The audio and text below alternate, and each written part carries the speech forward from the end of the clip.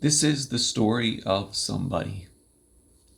I was born in the misty mountains, and for 40 years learned all I could before setting off into the world, with my bag packed to the hilt with all manner of knowledge, and my heart all but bursting with joy and excitement. I set off on a sunny day, but almost immediately it began to rain, and mud covered me from head to toe.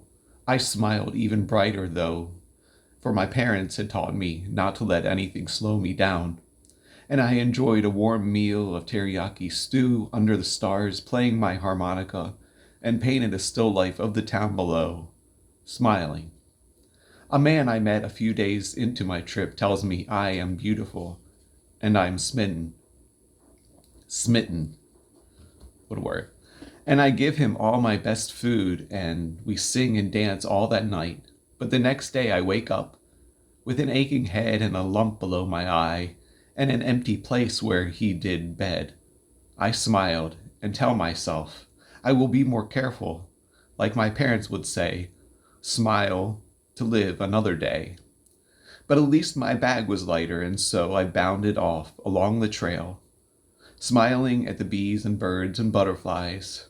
I read my map and followed my heart and the trail carefully until I met another man sitting on a log, this one naked and in rags.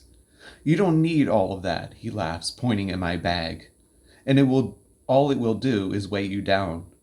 Do you even know where you are going and why? I told him I did know where I was going. I was going to the great city on the hill, as all pilgrims do. He laughed, and as he laughed, I could tell he saw through my carefully prepared speech and upbringing, and I began to wonder just why I was going there and why I was carrying so much. I thought about what my parents had taught me, and it all seemed to ring hollow. So I took it all off and laughed and danced naked with the man and felt so freed from being encumbered. I smiled even wider. But then the night fell and I was lost, with no map to guide me and no clothes to warm me. I imagined that naked man was now warm, though. I covered myself in leaves, but they didn't help much, and the next few days I walked in a huge circle. When I found myself where I began, I met a tree. I was a bit loopy because of the lack of food and sleep, who told me to let go of all preconceptions, to let go.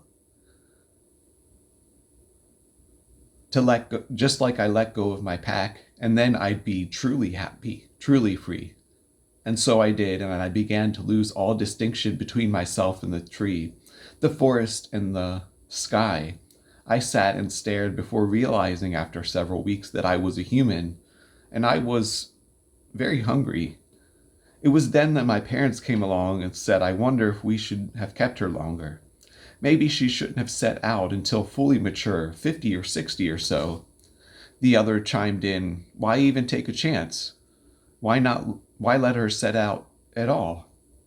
Or maybe she needed better schools or better doctors growing up, the first said. They argued and argued all while I sat there disintegrating, starving, turning into the air itself and stopping breathing.